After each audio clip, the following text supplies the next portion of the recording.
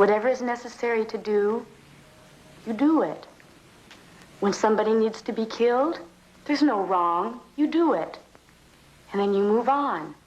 And you pick up a child, and you move him to the desert. You pick up as many children as you can. And you kill whoever gets in your way. This is us.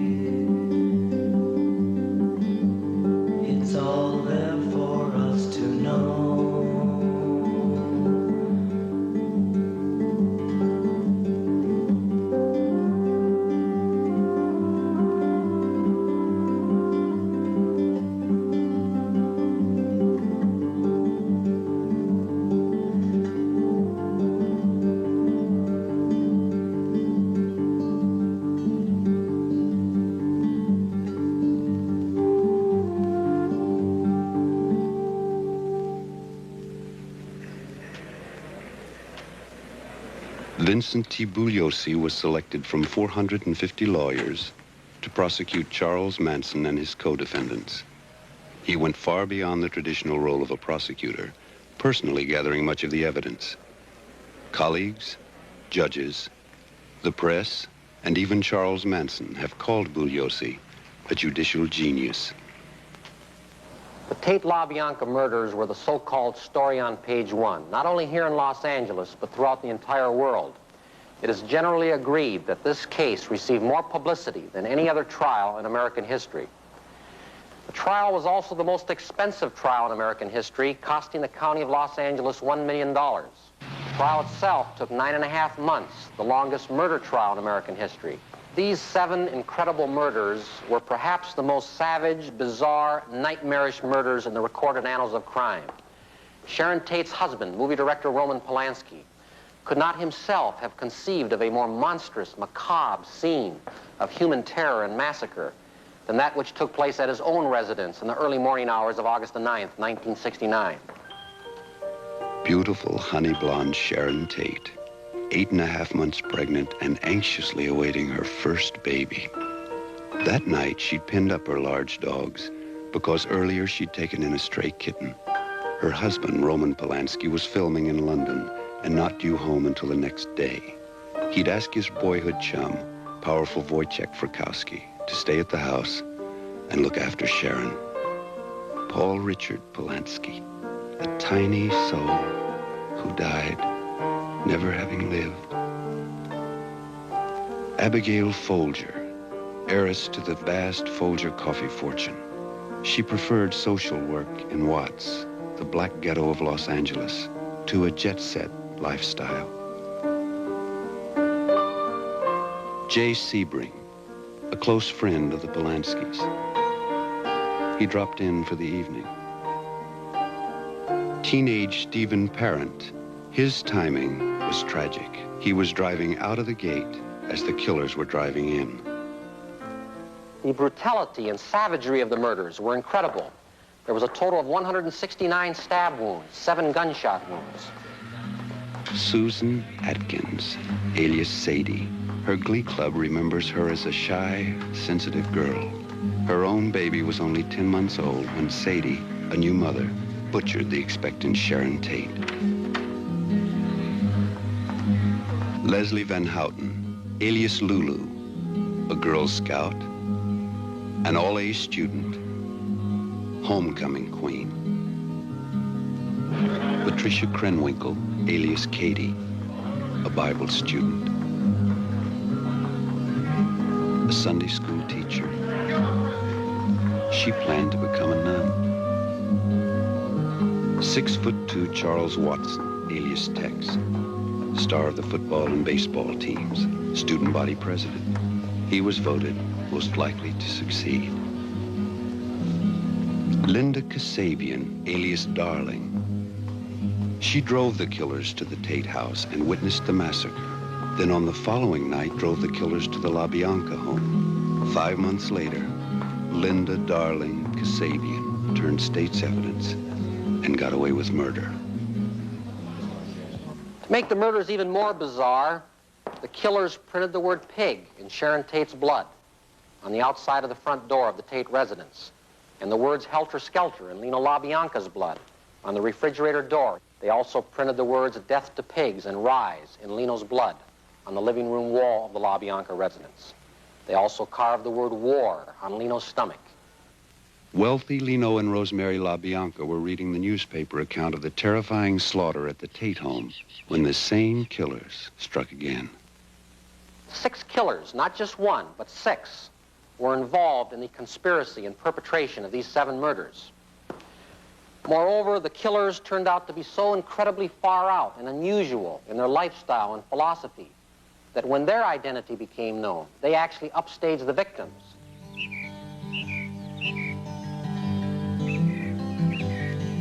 In the pre-dawn hours of August 11th, 1969, following 2 nights of murder, Charles Manson was under police surveillance at the Spawn Movie Ranch, nestled in the hidden hills above the Santa Susana Pass.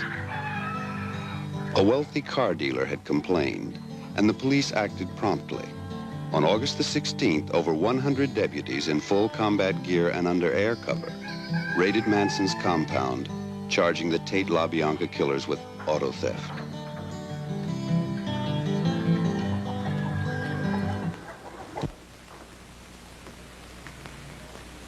Charlie has all the fear. Everybody has given their fear to Charlie.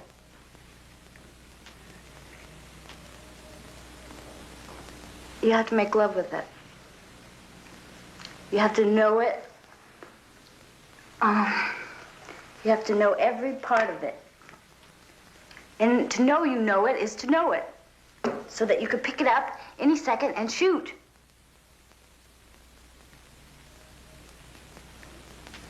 Everybody is afraid of death. And that's what's holding things up. Nobody is content right now with the world they've created, yet their minds are all locked by a fear of death. Aren't you worried about the police? If you want it, here it is. Come and get it. But you better hurry, because it won't be here long, you motherfuckers. In the 9-month period preceding the Tate LaBianca massacres, there were many others seemingly unrelated murders, one of which was the bloody torture killing of musician Gary Hinman. His small house in Topanga Canyon had been a haven for homeless hippies, one of whom was handsome Robert Beausoleil, alias Cupid, introverted, religious, a devoted son, On Manson's orders, Beausoleil slaughtered his buddy, Gary Hinman. Charlie and Bruce Davis drove Sadie and Mary Bruner, Bobby Beausoleil, up to Gary's house. He told Charlie, take your people and get out of here. And Charlie took a machete and sliced off Gary's ear. So Sadie sewed his ear back on with some dental floss. But still, Gary wouldn't give up the money, so they kept stabbing him and torturing him for 2 days. So Charlie said, well, you know what to do, kill him. Bobby stabbed him, and Sadie held a pillow over his head until he stopped breathing. In my opinion, no one could have done what Charles Manson did without having a very powerful personality. On November 12, 1934, an unwed teenager, Kathleen Maddox, gave birth to a premature baby at the county hospital in Cincinnati, Ohio. Father, unknown. She named him Charles Maddox Manson, later also known as Jesus Christ. Shortly after, the teenage mother was jailed for prostitution, and young Charlie became a throwaway child. He was bounced from foster homes to juvenile institutions to boys' towns to reform schools to federal reformatories to county jails to state prisons to federal penitentiaries, and finally to San Quentin, cell 13, death row. By the time he was 37, the 5'3" Manson had a rap sheet boasting 50 convictions. Hello. In these institutions, he learned the arts of thievery, larceny, blackmail, forgery, pimping, and murder. And the straight-A student surpassed his teachers.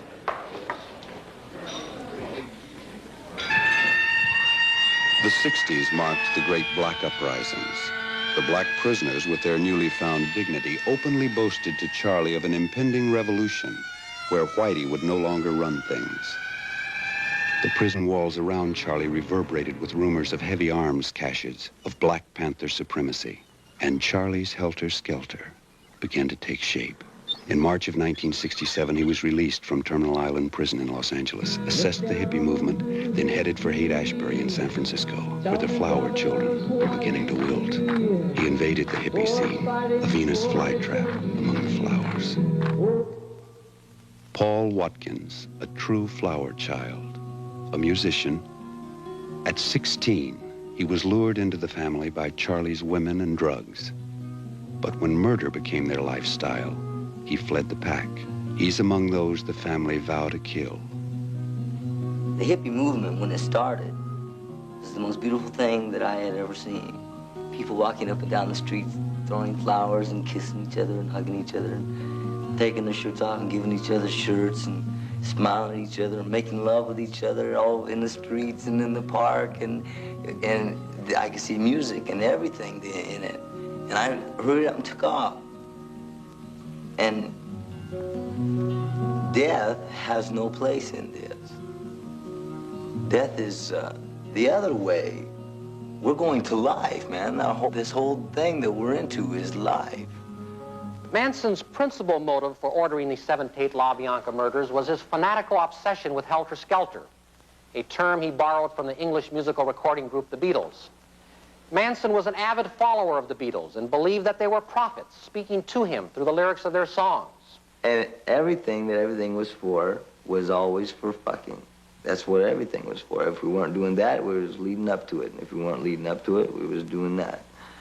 And that's what it was all for. That's what everything we ever did was for. Until he got on his helter-skelter trip.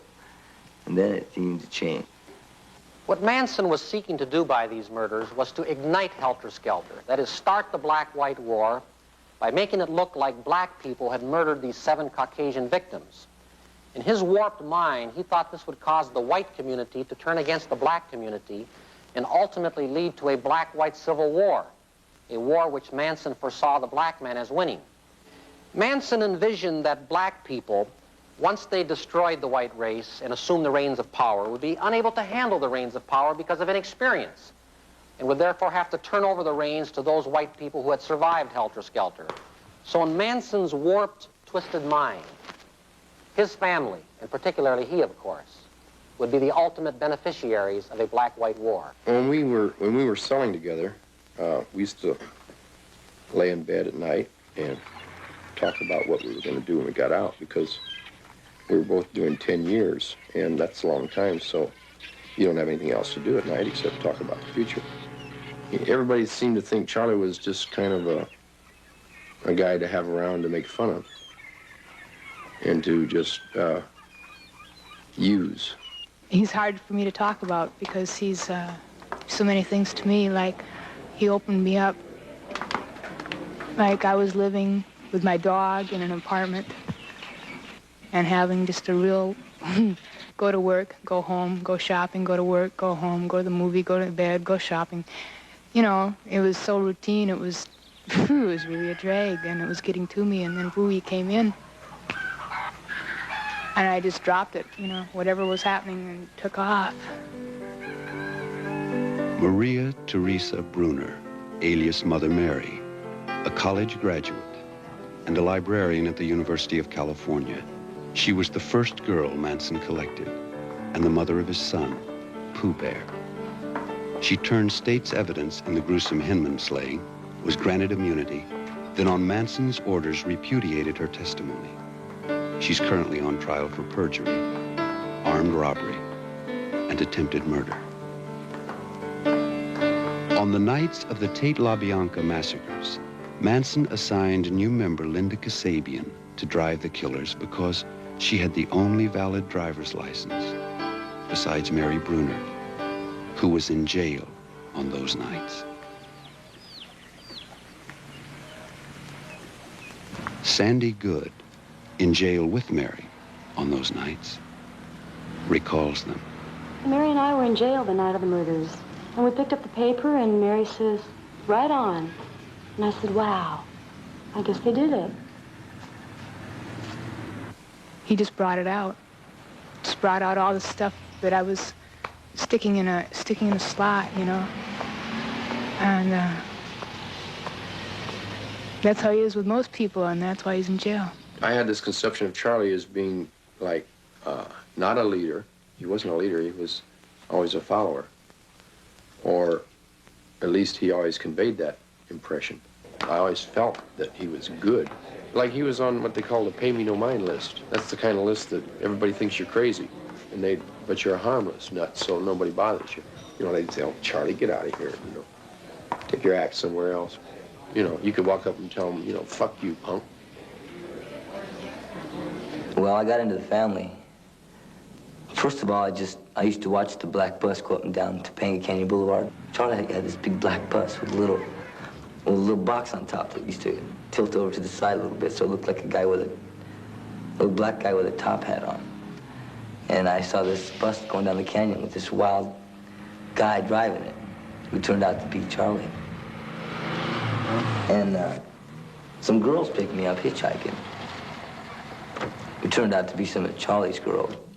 Susan Atkins, Patricia Krenwinkel, Leslie Van Houten, Linda Kasabian, Mary Bruner, Catherine Scher, Sandy Good, Nancy Pittman, Lynn Fromm, Cappy Gillis, Barbara Rogenberg, Ruth Ann Morehouse, Jennifer Leghorn, Kitty Lutzinger, Susan Bartell, Kay Wallace, Diane Lake, Barbara Hoyt. They would turn me on. About a month later, I was walking through Topanga Canyon. I needed a place to sleep. It started getting cold. And so I went up and knocked on the door, but who came to the door was 3 girls. And some of the prettiest girls I'd ever seen. One of them's name was Snake, a little red-headed chick. And Brenda, that's that little chick. They all had real long hair, and they looked really pretty to me. And a big puff of marijuana smoke hit me in the face, and that smelled good to me. I was at Dennis Wilson's house, which really It astounded me at that time because I'd never seen a place like that. It was like a mansion. Brooks Poston, Jungle around it. a musician who succumbed to I thought it Manson. was the sundown. Charlie ordered him to die, Through the tree, the sky and to would be please red. Charlie, he tried to kill himself. And Charlie comes and he sees the guy that I'm with, and he kneels and kisses his feet. Wow. After that, I just kind of took more acid, because that was like my second acid trip when I saw Charlie tell Dean again that he could live forever if he was willing to die at that moment. To me, he looked like, acted like, said the right words at the right time. So to me, he was Christ. In the spring of '68, Manson conned the blind 80-year-old George Spahn and settled his family at the Spahn Movie Ranch, once owned by silent screen star William S. Hart.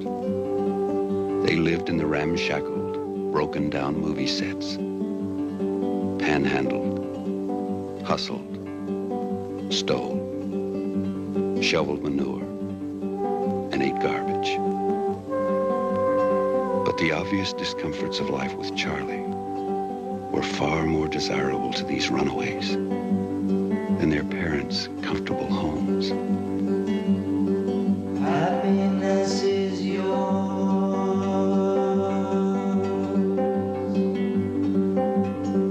From your white cloud machine. At 16, beautiful Nancy Pittman, alias Brenda, ran away and joined the family. Brenda said, "I left home because there was nothing to keep me there. It wasn't a family. We just occupied the same house."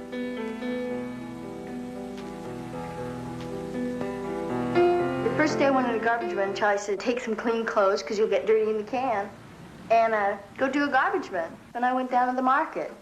And I hopped in the can, and it was a lot of fun. I just went through it and got all dirty and everything, and went through and picked just the very best of everything, and took it and cleaned it and took the skins off and cut any spots out. And we used to feed 20 to 30 people a night out of those cans, and every bit of it was the very best of everything. Charlie taught them to get food for nothing. When they went on the garbage runs, they always knew, like the days big supermarkets would throw away their old vegetables and their leftovers, and they'd have to go taste it. No matter what it was, garbage or food, clothing, they made a habit of stealing it or finding it. Sometimes Sadie or one of the girls had to go to bed with one of the managers so they could have an okay to get the garbage. We picked through it, and we picked all the ones that didn't have any bruises on them or anything like that. We took them out. We went through and we discovered they threw out boxes and boxes of stuff like this. Charlie never said he was a hippie. He always poked fun at the hippies because the hippies, to him, were asking for trouble because they looked too much different. He always told us that we were slippies, and you know, he made us get haircuts, the guys, and dress in cowboy clothes when we were at Spawn's. If you didn't like Charlie, why did you stay with him? You know, Charlie wasn't always the vicious, mean person. No, he got some of George's cars running. He brought George an old Studebaker once, fixed up some trucks, made sure the ranch had food. What did you do at the ranch? Worked for George from about 6, maybe 7 o'clock in the morning till sundown, up at the front part of the ranch. If I didn't have a place to stay. Why did Spawn let Charlie take over the ranch? George pretty much liked the girls. The girls were there constantly. They were always paying attention to George and keeping him company. These little all-American girls Manson collected came equipped with a multitude of social and sexual taboos, which Manson eradicated. Grateful, the girls worked slavishly for him, doing the same menial chores they hated at home. They sewed fanatically and embroidered Charlie's ceremonial vest, which became as infamous as the family.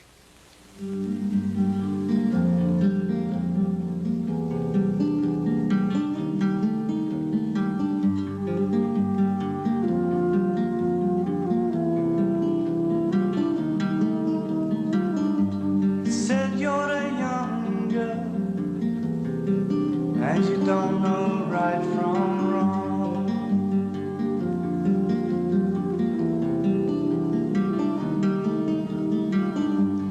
It's said by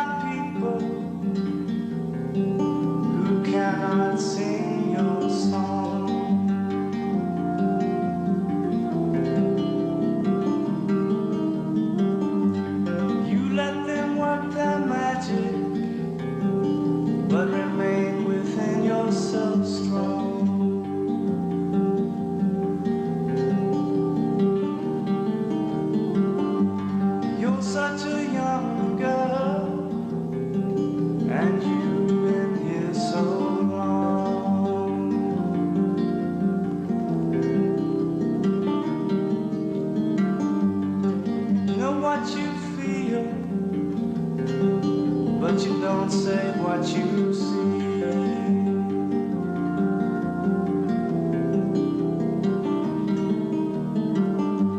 You see people shouting that they can set you free.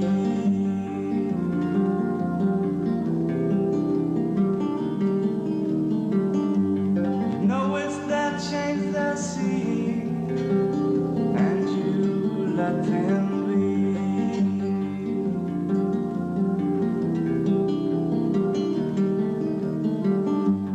You're such a young girl to have been through eternity.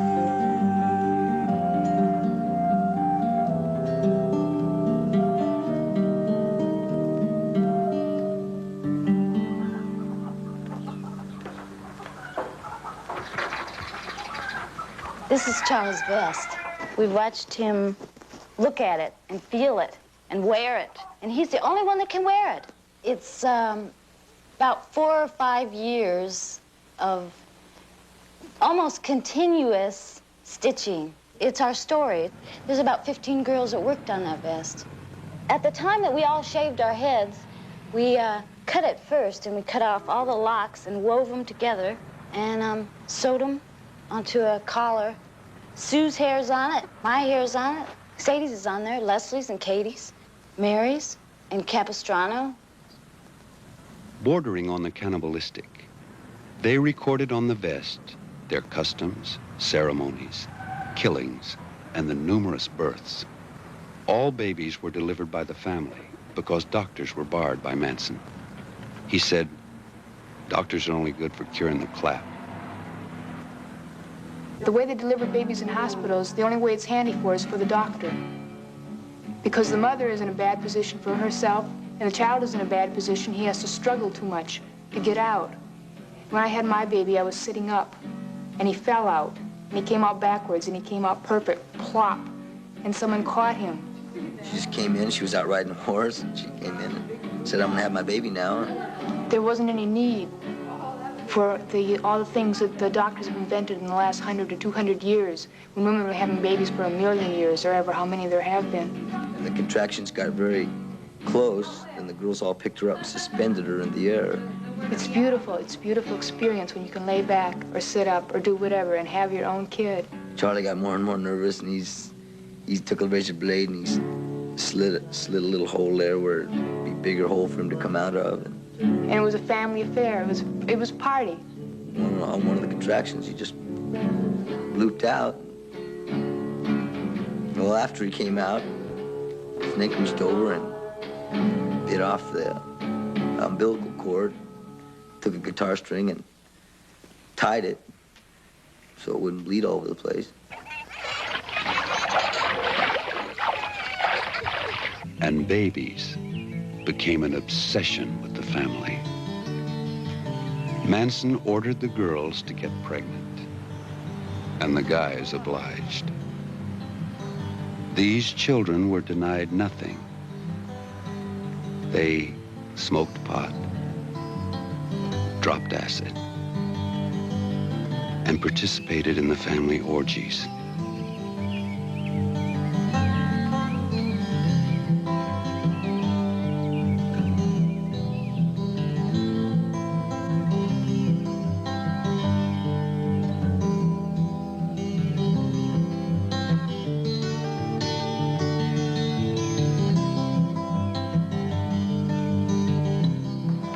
Patiently instruct these children, Manson appointed Bruce Davis, his second in command, a YMCA youth counselor, a Little League coach,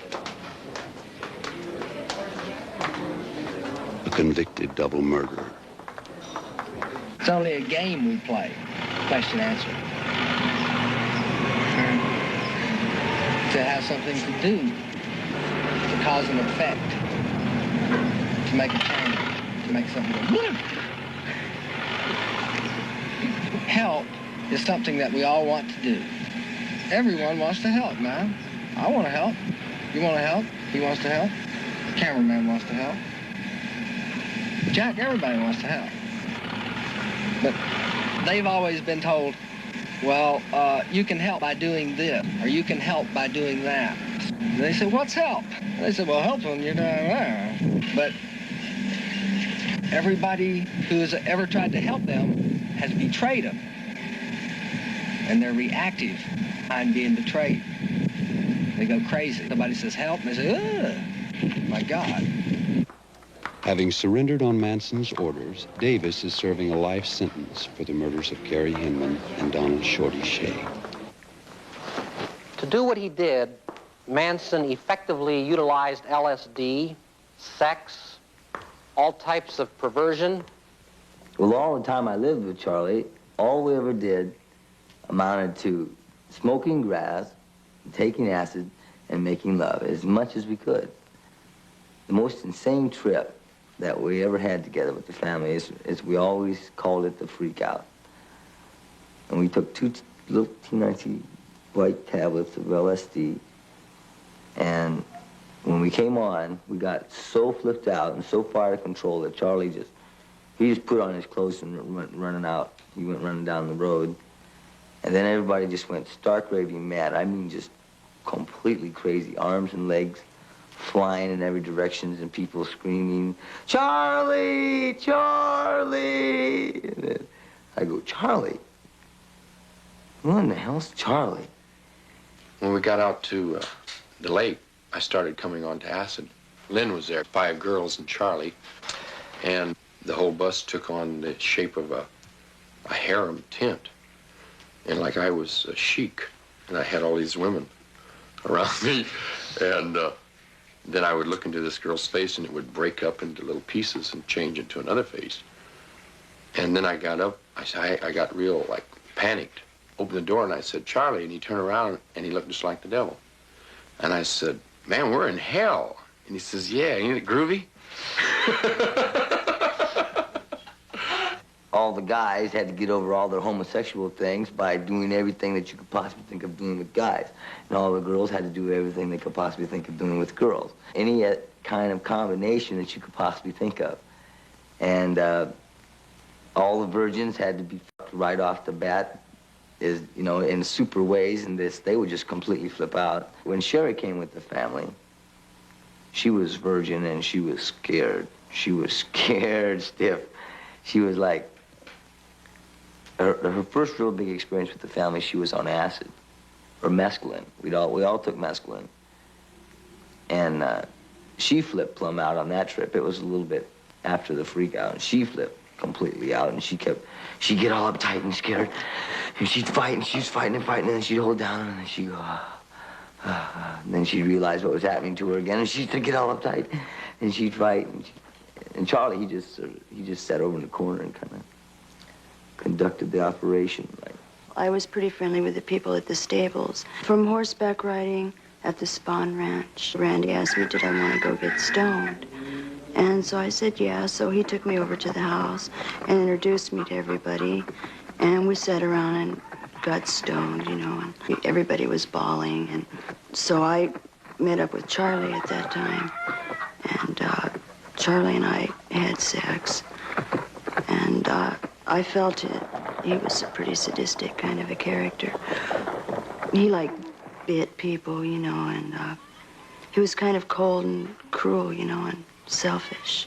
When I was with Charlie, we took anywhere between 30 and 40 trips on acid alone. That's not counting all the different times we took things like belladonna and smoked hashish a lot and smoked marijuana all the time and psilocybin and mescaline and a little opium. We didn't mess around with any hard drugs.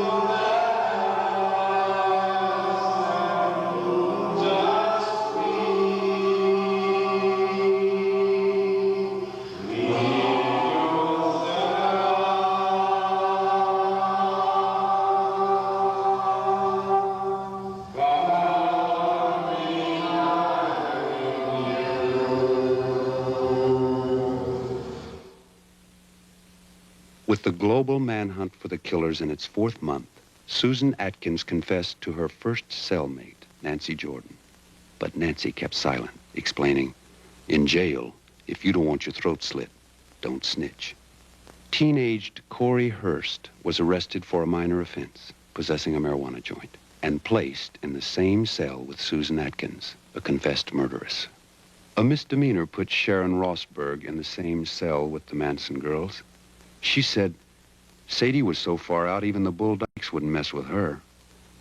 Ronnie Howard, alias Veronica Hughes, alias Connie Johnston, alias Shelley Nadell, alias Veronica Williamson, alias Connie Champagne, alias Rhonda Armstrong Smythe. Ladies and gentlemen, because I, Ronnie Howard, broke the Tate and LaBianca case and prevented no telling how many more murders, I've been shot at, assaulted, harassed, beaten, threatened, and it's very likely and very possible that by the time you see this picture that I may be dead. Snitches will be taken care of. I met the Manson girls in SBI. Well, I was jailed for bad checks and sent to Civil Brand. Billy Bitches Institute. Oh, that's the county jail for women. Why did I get to Civil Brand? For possessing narcotics. Forgery of a prescription. Heroin. That's how I first met Susan Atkins at Civil Brand. She slept in the bed next to me. Well, it's full of the ugliest people you've ever seen in your life. I mean, everywhere you look, there are these ugly, depressing people walking around. And there are the whores, the junkies, and dykes, and the Manson girls were there, too. Yes, she asked me, she said, Nancy, are you my friend? And I said, yes. She said, can I trust you? I said, yes. Well, the pretty girls get bailed out by their pimps or boyfriends or lovers or something pretty fast, but like the ugly broads just stay there forever. We mostly rapped, about old times, and things that were happening. And one night, I guess she couldn't sleep. She came and she woke me up, and she sat down by my bed, and she began to tell me about the Sharon Tate murders. She was in jail on the Hinman murder at that time, but they didn't know anything about the Tate or LaBianca's or any other murders. She told me that she killed Sharon. I didn't believe her at first. She said that Sharon was crying, and begging. And she'd talk about how she'd stabbed the plastic-faced mannequins, which is what she'd called Abigail Folger and Sharon Tate. Every time she screamed, she'd stab her again, and she just kept stabbing her until she stopped screaming. And she said that Sharon would plead for the life of her baby, but the whining had got on her nerves, and that she kept stabbing her in the stomach, but she had a hard time because Sharon was trying to protect her stomach with her hands. And she told me that to stab somebody is better than having a climax. To stab somebody is a sexual release in itself anyway, because the whole world is one big intercourse, and everything in life is in and out, whether it's smoking, eating. Charlie said the whole universe is one great big fuck. Everything. He said it was everything. Susan told me one time about this fellow that was going to kill himself anyway, but he wanted to do it while balling Susan. Charlie said die to him just as much as he did to everyone else. Since he was going to kill himself anyway, she thought it would be a groovy experience. So he had the gun in his hand, and he and Sadie were balling, and he told her, he said, now, when you start to reach your climax, tell me when. That's this Christopher Jesus that you talk about. As soon as she started reaching her climax, she told him, okay, now. And when she said now, he just took the gun to his head and bang. And she said it was really groovy because, especially, she said, when she sucked the blood from his mouth you know, because she was climaxing, and I guess he climaxed. That's what she told me, that a person climaxes when they die. And she said, but it was really groovy. Like they think it's right to murder. They want to murder. Look at all the people, and they get a kick out of it. A sexual kick out of it. The whole thing, I think it's sick. I mean, I don't know. But she said they wanted to do it, something to really shock the world. They wanted to take their eyeballs out and squish them against the walls and really make it gruesome. They were glad that these people were celebrities. But she said the bigger things are yet to come. And they wanted to really make it gruesome then. I showed her this picture of Elizabeth Taylor, and I was telling her how beautiful she looked, and she said that she deserves to die. Sadie thought she was really pretty, but she had to destroy her looks to bring out the real beauty in her. She was going to poke out her eyes and take a knife and get it real red hot and put it on the side of her face and burn her. Sadie liked Tom Jones. Sexually, but they didn't like him really because, like, he was famous, he had political influence, as where Charles Manson didn't, and they thought he should because they thought he was a great singer, better than Tom Jones. She was going to make him make love to her right in the midst of the climax. While he was making love to her, she wanted to stab him. She wanted to see the look on his face. She said, wow, it'd really be something to see. It probably would. They didn't like Sinatra. They were going to hang him up by a meat hook and then skin him alive while playing his own music, and then make purses and sell them to a hippie shop so everyone could have a piece of Frank Sinatra. She was trying to boast to me about how much acid had enhanced her knowledge. But if it was taken with something like belladonna, which is what I had heard they use, belladonna makes you completely insane. You can't tell reality from a hallucination. I took it once, but it's horrible. Oh, you lose your mind like you have no control. I figure of it like this sex trip burned out, you know, like their orgies and things. I think like they weren't getting all the enjoyment out of it like they used to, you know. You know, I just couldn't figure out anybody telling anybody about it, you know. That's the quickest way to get caught. Despite Sadie's confession and the subsequent arrest of Manson and the 3 girls, family life at the Spawn movie ranch continued undisturbed. However, they withdrew into their music and rituals. Where the eagle flies, we will lie under the sun. Where the eagle flies, we will die to be one. Where the sun burns bright, we will soar into the sky. Never ask why, love never dies. Love never dies. Where the mountains reach like fingers to the sky. Never ask why, love never dies. Love never dies.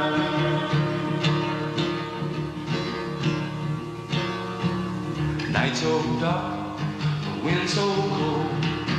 Those fires burning, you can't grow old.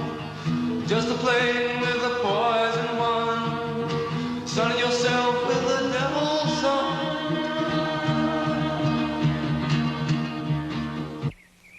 Games, hiking, drugs, and orgies was their lifestyle.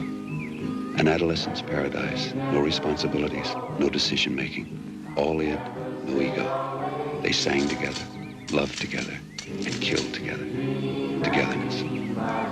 Why, Shorty Shay's decapitation was a family project. Some tortured, some butchered, and some buried the pieces. And the establishment smugly dismisses the Mansons as an oddball phenomenon. These kids came from our own schools, our own neighborhoods, our own homes. By the time the Sadies, the Katies, and the Leslies had reached the age of 14, they'd witnessed over 14,000 killings on television.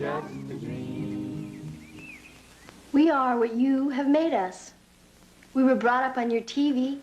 We were brought up watching Gunsmoke, Have Gun Will Travel, FBI, Combat.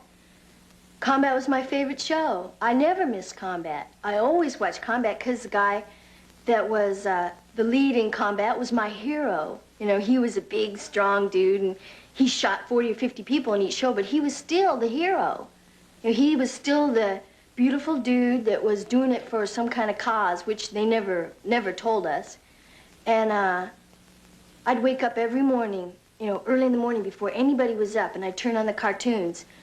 And I'd watch 40 or 50 or 60 minutes of people shooting people.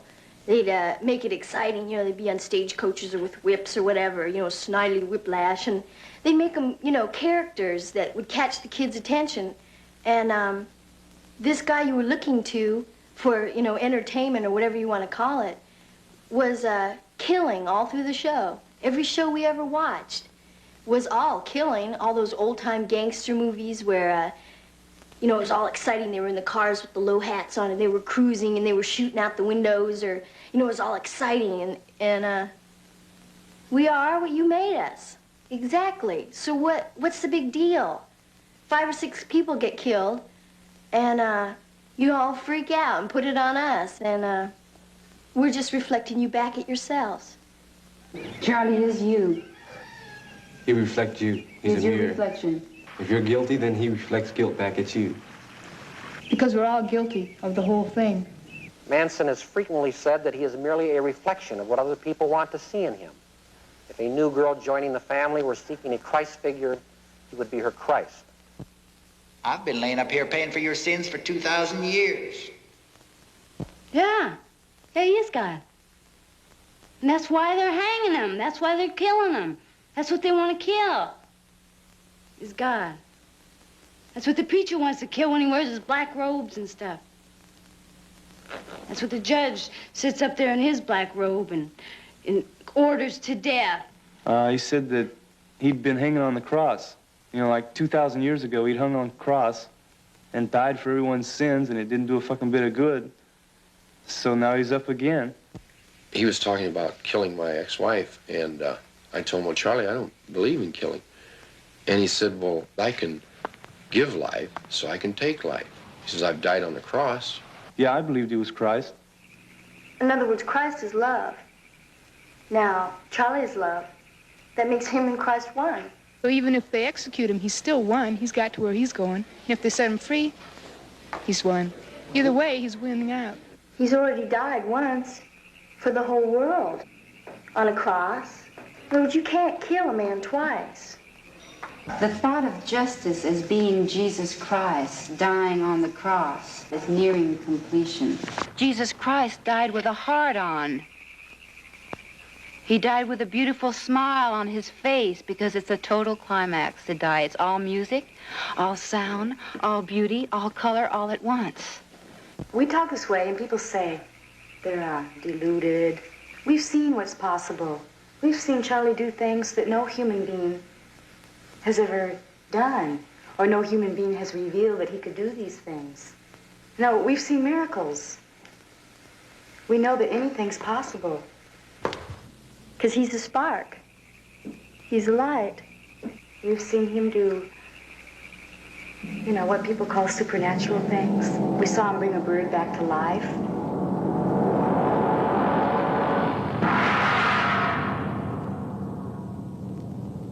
Charlie, like, the idea of what Charlie was scared the shit out of me. This was Charlie's trip. He bred fear in people, always talking about anything that you might be afraid of, if it's some sort of sex or if it's some sort of physical harm or if it's some sort of thought.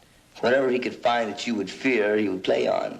He wanted to mold the hippie movement into something. He said that his music would take all the young love and program them to go somewhere else, to go out into the desert. That he would make a huge tribe out there of 144,000. Then we would steal dune buggies by the hundreds and mount machine guns on top of the dune buggies, and the girls would drive the dune buggies while the guys shot the machine guns. We'd swoop down on little towns and kill everyone that wasn't beautiful.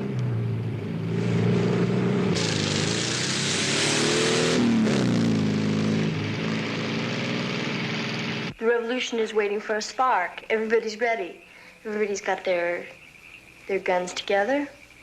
Most people do, and anybody who doesn't should. And everybody's waiting for a spark. Everybody's waiting for somebody. For a third-grade dropout, Manson was surprisingly knowledgeable about world revolutionaries. He fancied himself like Marx, Lenin, Trotsky, and Stalin, as illustrated by this family-made collection. However, he patterned himself after Hitler, teaching Nazi philosophy to his family and planning his revolution. There are a startling number of similarities between Manson and Hitler. Manson, like Hitler, has some other aspect to his personality. Some frightening and tangible power and quality about him that no one has yet been able to discover. So when Charlie gets out, it's on. The revolution is on. Wealthy debutante Sandy Good had earned her BA and was halfway through her master's when she met Manson.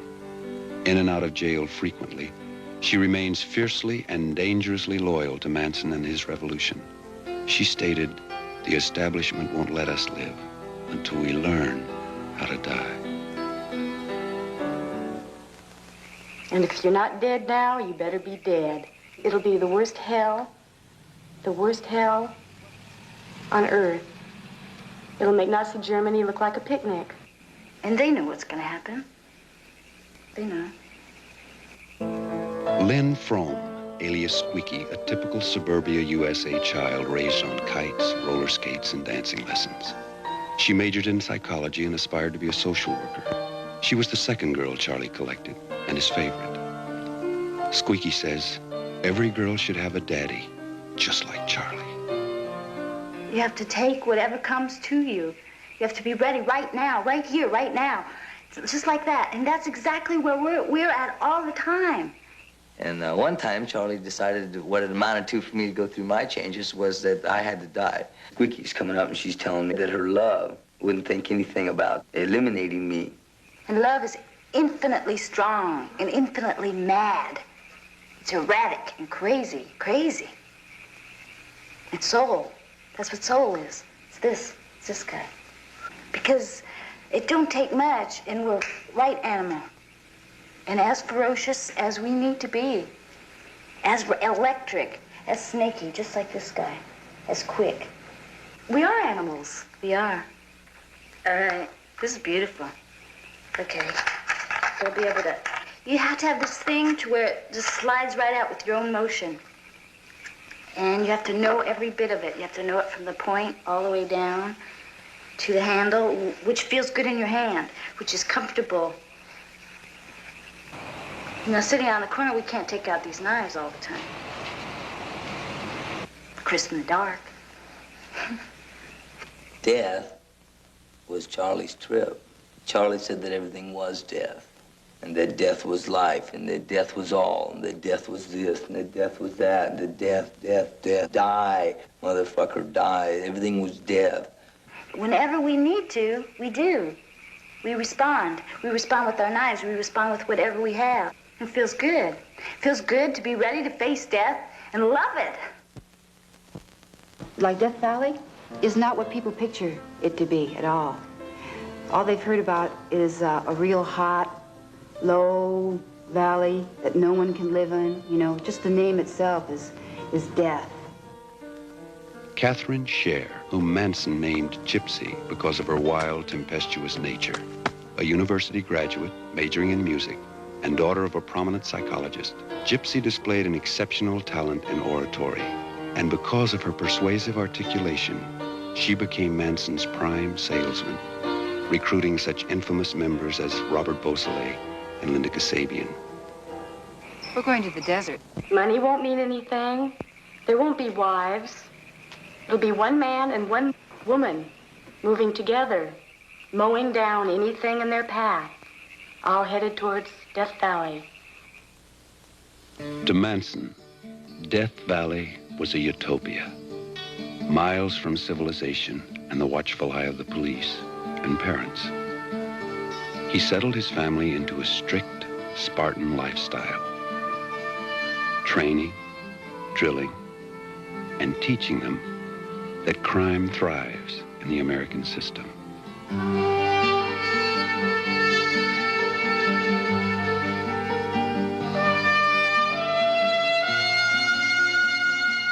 However, if not for the resourceful Don Ward, deputy sheriff of Inyo County who tracked them down and flushed them out of the caves and canyons, the family would still be at large.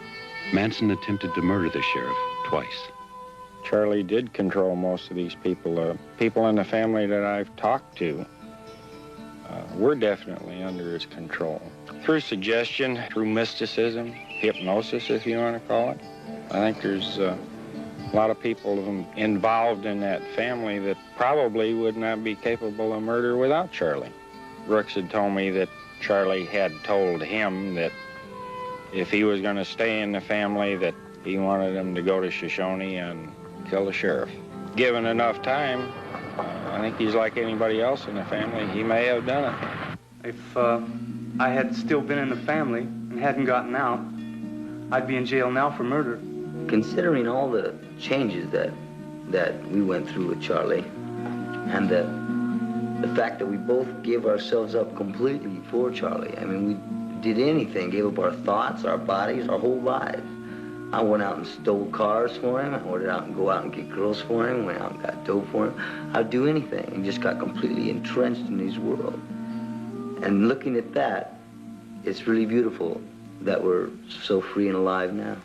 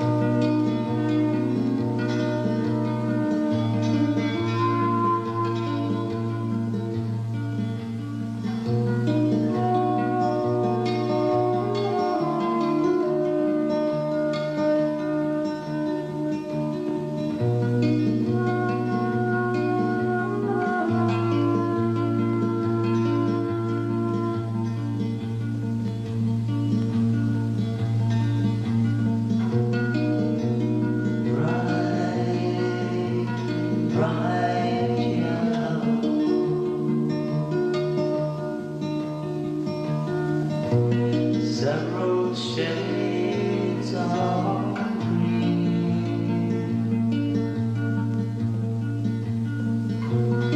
crimson flower, aqua shells in the sea. From the 19-year-old Steve Grogan, alias Clem, had been apprehended for truancy, burglary, car theft, vandalism, and indecent exposure. He got along fine with Charlie. Manson, who inoculated his family with hatred toward their parents, found his most avid disciple in Clem. And we saw the little animals in the desert, and we'd see like the hunters come up in their jeeps, you know, and they'd be all drunk and stuff. Their awareness level would be about this high. And we see all the squirrels and the ground squirrels and chuckers, and we say, "Hi, you guys, get in your car, get in the holes, man." Because the beasts are coming down the road. And it's like, whew. And they come to you with their guns, their big 357s. It's like you seen a little kid in the bathrooms or behind his house, and you say, "Look at my dick." And his friend would say, "Well, my dick's bigger than yours." They come up with their big guns, and they say, "I got a 350. Look at my 357. Well, I got a ring-jing zip-zapper." And they'd be comparing their dick. It's like Freud would say, everything is phallic and vaginal, you dig it? And so, like, they got the big dicks, man, because they can't fuck. Their mama has cut their nuts off, man, when they're little boys. So they fuck with a gun, man. Pow, wow. Experience all that, you know, vicariously. All our lives, our parents have told us, stay in the background. We'd have the girls write home to mom and dad and say, "Boy, I'm going to come home and send me a bus ticket or send me a train ticket or a plane ticket or send me the money. I need $200 to get home. And I'm going to come back and go to school and I'm going to get a secretary job and blah, blah." And they'd send the money and Charlie'd get it. Charlie loves us to be beautiful. And he let us be beautiful. And he robbed us from our parents, and he gave us back to ourselves. And he wouldn't take us hanging on him. He wouldn't be our leader. He made us be strong inside ourselves and be our own leader. But see, our parents, They didn't do that. They made us depend on them. Ask them questions. We don't need them. So all of a sudden, we're right in front of the camera showing how we live, and then our parents' training pops in and says, get the background. Serve the company their hors d'oeuvres and go to your room. Sit down. Sit down. Close the bathroom door. You can't sing. For always is always forever. 'Cause one is one is one. Look inside yourself for your Father. All is none, none is one.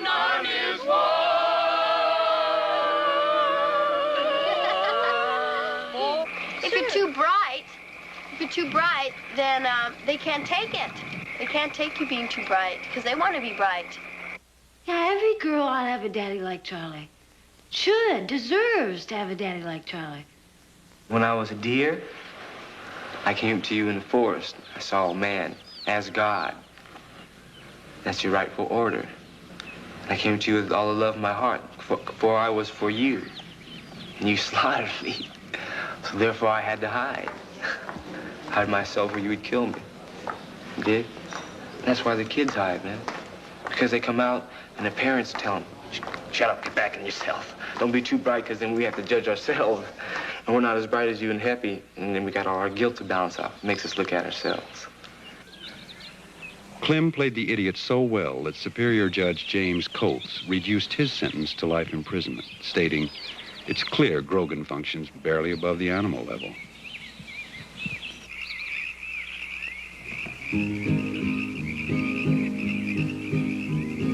Never say never to always. I'll never say always tonight. Seem is to dream a dream I like. 'Cause one is one is one. For always is always forever. 'Cause one is one is Well, Charlie was trying to take over this religious organization called the Fountain of the World. And Shorty had lived at the Fountain of the World, and so he knew what Charlie was doing with the fountain. Charlie wanted to use the fountain as a base of headquarters to go out and kidnap kids, bring them there, tune them in, or program them, or take them out to the desert. He said he had to kill Shorty. He had to have Clem chop his head off. He said that Shorty wouldn't die until he chopped his head off. He said they just kept stabbing him and stabbing him and stabbing him and stabbing him, and he just wouldn't die. He had blood up to his arms, and he kept saying, why, Steve, why? That's Clem's name. And Clem said he didn't pay any attention to him. He just kept stabbing, and then Charlie told him to cut his head off. So he got a machete and whacked his head off. His head went bloop, bloop, bloop, and rolled over to the side. And Clem will be eligible for parole in 7 years.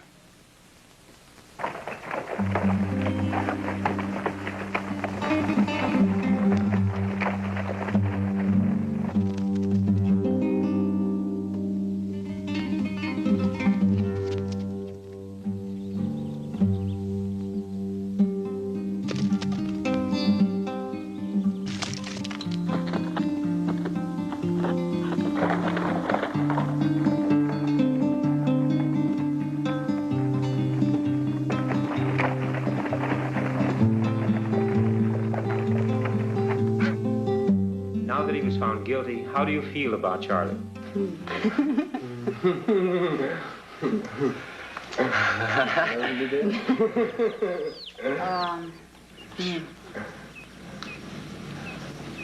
All the love I have. If they ever laid a finger on Charlie, well, they'll have to contend with us. If we were unarmed, we would chew their necks off. Anything, claw their eyes out. And they know it. Because we haven't hid it. We have made no secret of our feelings. I can't conceive, I won't conceive of the state executing Charlie. No, I can't either. I can see him being free. They're willing to be in there for everybody. They know they're in there for everybody, you know. And the whole jail's together over them. Every girl in there loves them, just loves them like crazy.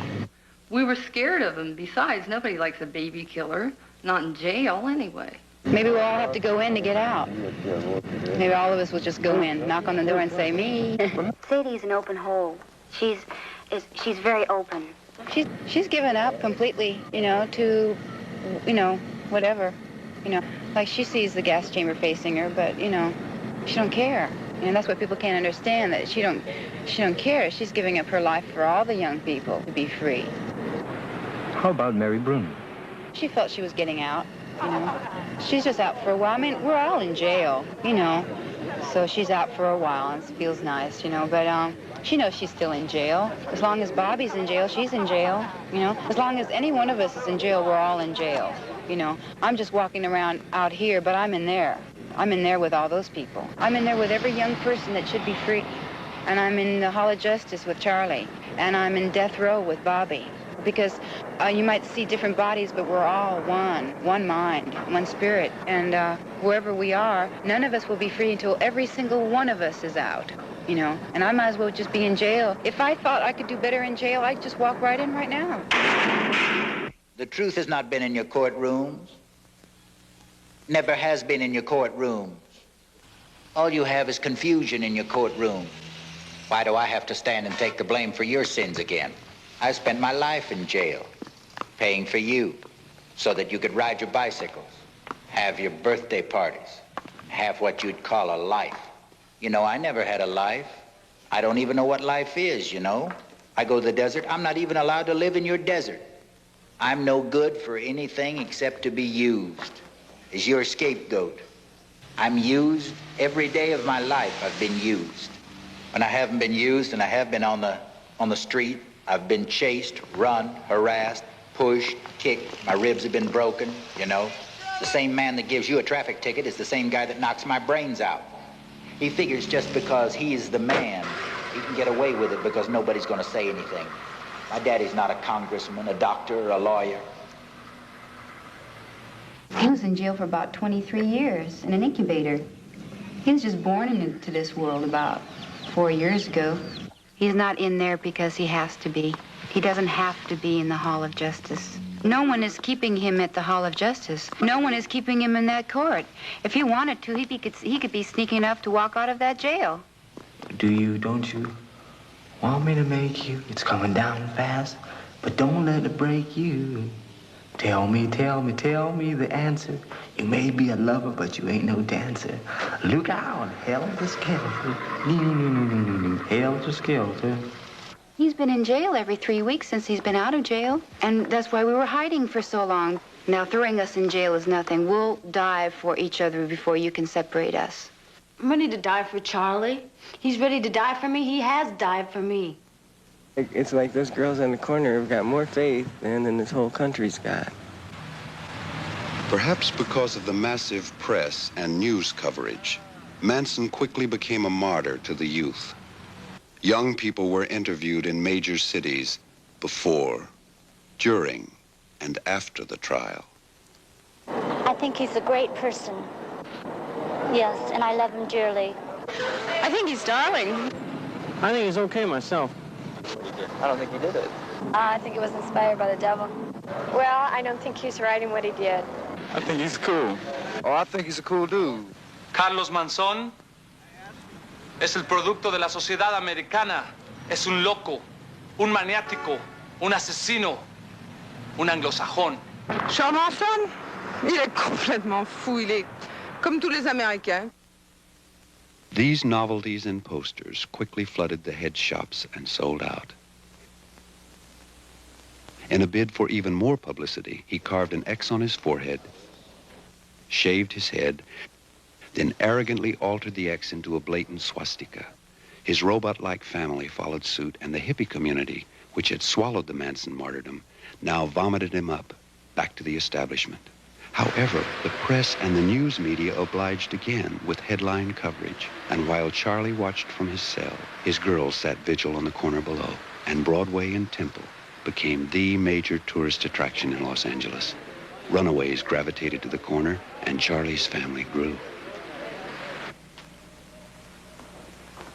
The family was so intent on breaking Manson out of jail that Gypsy, Dennis Rice, Kenneth Como, Lawrence Bailey, and Mary Bruner allegedly attempted to rob a surplus gun shop in order to hijack a jumbo 747 and ransom the family on death row. The attempt culminated in a bloody shootout with the police. Over 200 guns were confiscated, and the raiders apprehended. From inside prison, an angry gypsy lashed out at the establishment. They've taken one man, and they put him in front of you, and they put him in the newspaper every day. It's something to focus on. It's something to look at. It's interesting. And they make him very, very, very exciting, a devil of every type and description, everyone's nightmares, everyone's boogeyman, so that you won't notice what's going on right around you. So you won't notice that war across the ocean. And you won't notice your brothers leaving every day and getting killed. And you won't notice the rioting that's happening in the streets or the bombing. They're focusing their attention on a scapegoat so that you can look and have all your hate towards that one awful man. And so you won't look at Nixon and what he's doing. And Nixon points his finger at Charles Manson, and he says, with his bloody finger, he says, that man's a murderer. Nixon is going one way. Manson is going the other, and both cannot live with each other. The motive for the murders was love of brother, because we knew we'd do anything to get Bobby out of jail. It was simply that Bobby had been arrested for the murder of Hinman, and the girls, to get him out of jail, decided to commit copycat killings with writing on the wall and the whole thing. You know, multiple stab wounds. And thereby letting the police to believe that the killer was still at large. Linda suggested the Tate house, because she had been there. And she got in the car and she drove to the Tate house. Here's what Katie said, Patricia Krenwinkel. The prosecutor was, you know, ranting and raving and said, why did you carve war on his chest? You know, didn't you feel remorse? And she says, no. She says, I wasn't thinking. The only thing that went through my mind is, here's one man who won't send his son to war. Lino LaBianca. And then she put a fork in the stomach. Charlie ordered Tex, Sadie, Katie, and Linda to kill everybody in the Tate home. How come you, Squeaky, or Brenda didn't go? Well, Cap wanted to go, but there wasn't any room in the car. I was pregnant and I was sleeping. Yeah, I knew about it. But I didn't care one way or the other if I went or not. They, more or less asked for this type of experience. There's sadomasochist movies, Rosemary's Baby, Repulsion. These people were putting out a picture to be murdered. Over and over again, we all got up on the stand.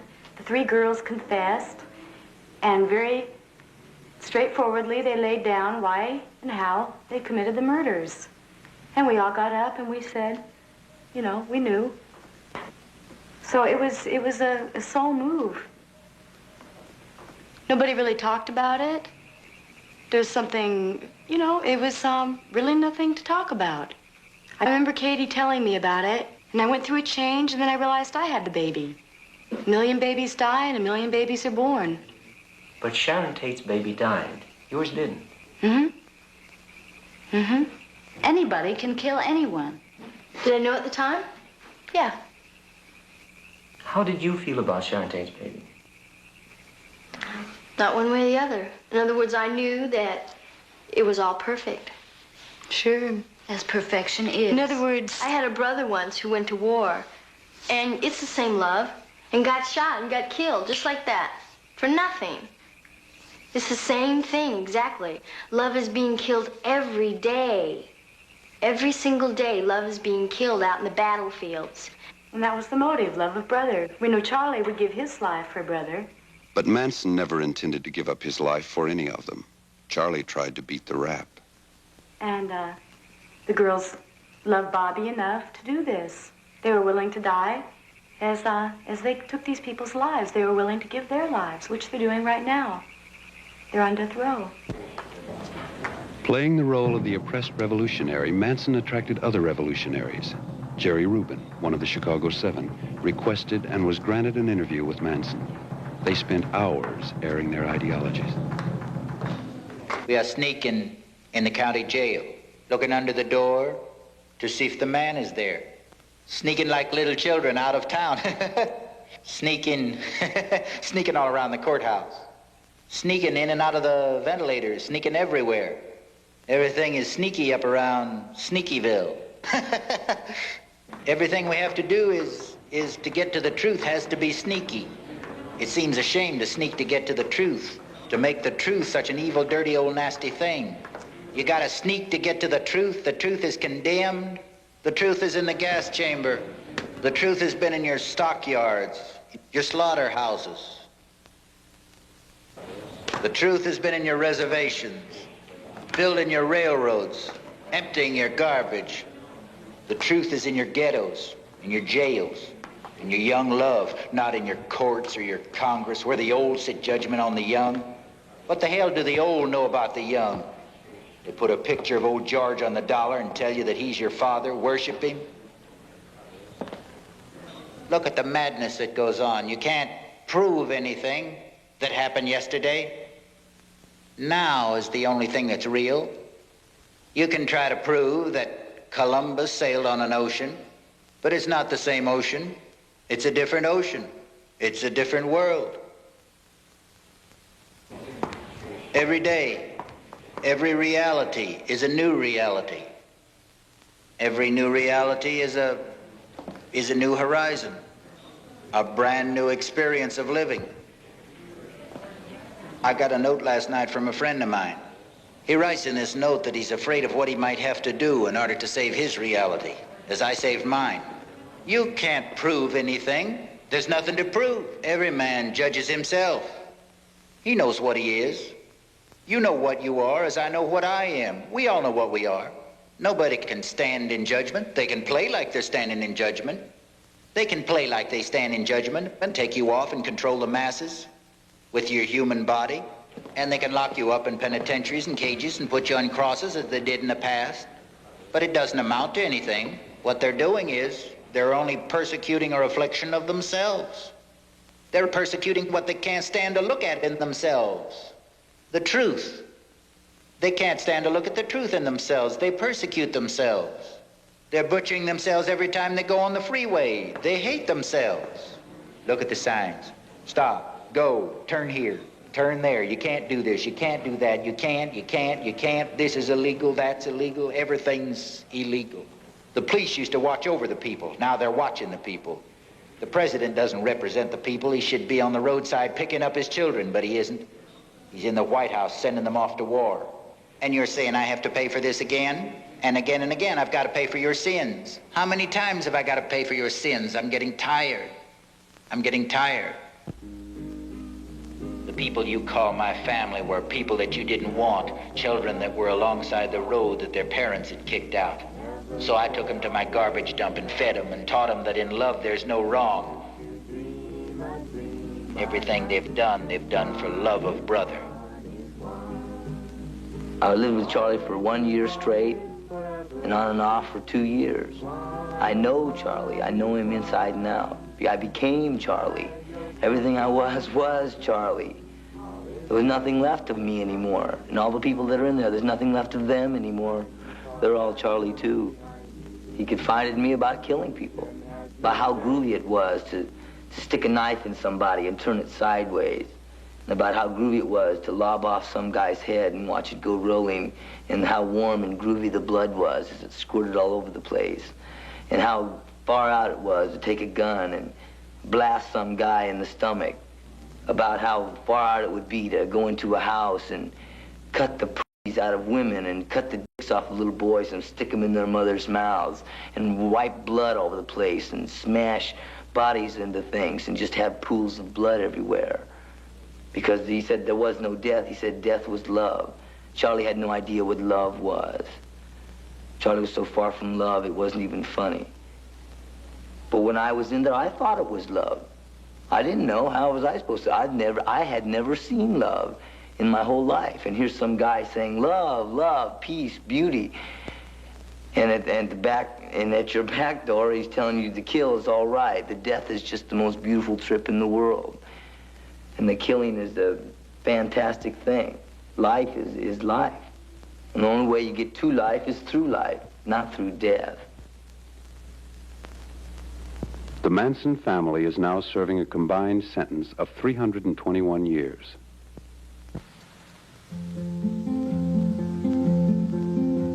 Did you ever wonder what you're living for?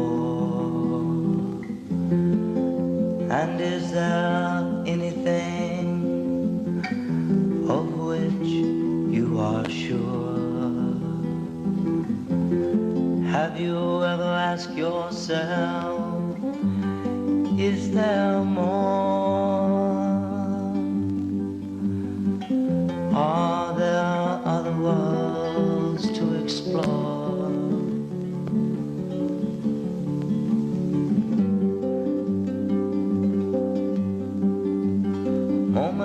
Moment can be an eternity. And all the while time has its flow.